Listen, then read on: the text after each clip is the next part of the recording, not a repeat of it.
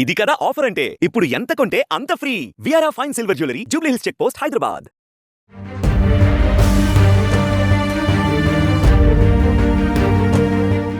గ్రహాంతర వాసులు నిజంగా ఉన్నారా లేరా? ఉంటే ఏ గ్రహంపై ఉన్నారు, ఎలా ఉంటారు? ఇది అందరికీ పెద్ద ప్రశ్న, అంతుచిక్కని ప్రశ్న. తాజాగా ప్రపంచంలో అత్యంత ప్రముఖ బయాలజిస్టులో ఒకరైనటువంటి ఆక్స్ఫర్డ్ యూనివర్సిటీకి చెందిన ప్రొఫెసర్ కౌల్సాన్ ఏలియన్స్పై ఆశ్చర్యకర విషయాలు చెప్పారు. ఏలియన్స్ లైఫ్ ఎలా ఉంటుంది, అవి మనుషులపై ఎలాంటి ప్రభావం చూపనున్నాయి వంటి అంశాలపైన తన ఆలోచనలను పంచుకున్నారు. ఇవన్నీ ఊహాజనితమే అయినా కొంత ఆసక్తిని పెంచుతున్నాయి.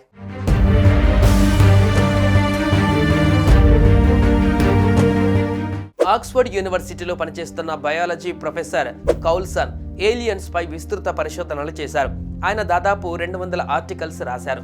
తాజాగా రాసిన ది యూరోపియన్ మ్యాగజైన్లో ఏలియన్స్ కు సంబంధించి ఆసక్తికర అంశాలను చెప్పారు.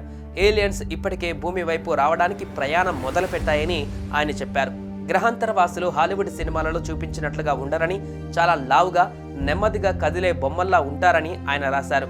అవతార్ సినిమాల్లో చూపించినంత ఆకర్షణీయంగా ఉండరని, స్టార్ వార్స్లో ఉండే జబ్బా ది హట్ క్యారెక్టర్లా ఉండే ఛాన్స్ ఉందని, లేదా డూన్ సినిమాలోని బారన్ వ్లాదిమిర్ హోర్కోనెన్ లా ఉండవచ్చని రాశారు.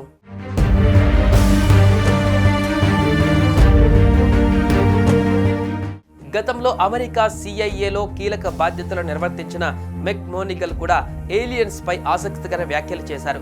1980లో మెక్ మోనిగల్కు ఒక ప్రదేశం గురించి అధ్యయనం చేసి దాని గురించిన వివరాలను నివేదికగా సమర్పించాలని సిఐఏ ఆయనను ఆదేశించింది.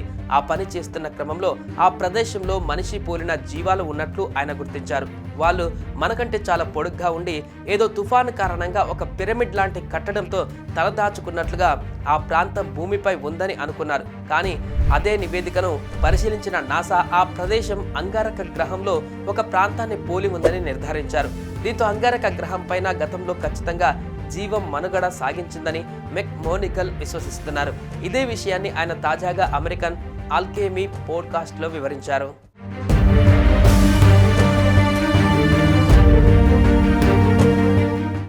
తనని టైం ట్రావెల్ గా చెప్పుకునే ఎల్విస్ థామ్సన్ కూడా ఏలియన్స్ పై ఆసక్తికర వ్యాఖ్యలు చేశారు. సెప్టెంబర్ 1న ఛాంపియన్ అనే గ్రహాంతరవాసి భూమిపైకి వచ్చి 12,000 మంది మనుషులని భద్రత కోసం మరొక గ్రహానికి తీసుకువెళ్తుందని చెప్పారు. అలాగే సెప్టెంబర్ 19న అమెరికా తూర్పు తీరాన్ని శక్తివంతమైన తుఫాన్ తాకుతుందని, నవంబర్ 3న నీలి తిమింగలం కంటే 6 రెట్లు పెద్దదిగా ఉండే సముద్ర జీవిని కనిపెడతారని అన్నారు. ఇలా తేదీలతో సహా ఎల్విస్ 2025లో జరగబోయే విషయాల గురించి చెప్పారు.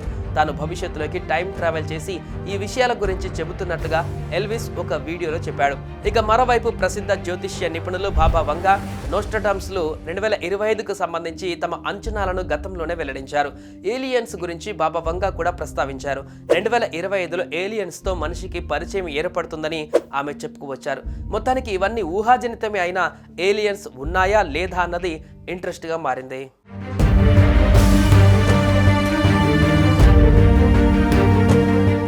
సుమన్ టీవీలో మీ పర్సనల్ అండ్ బిజినెస్ ప్రమోషన్స్ కోసం కింది నెంబర్కి కాంటాక్ట్ చేయండి.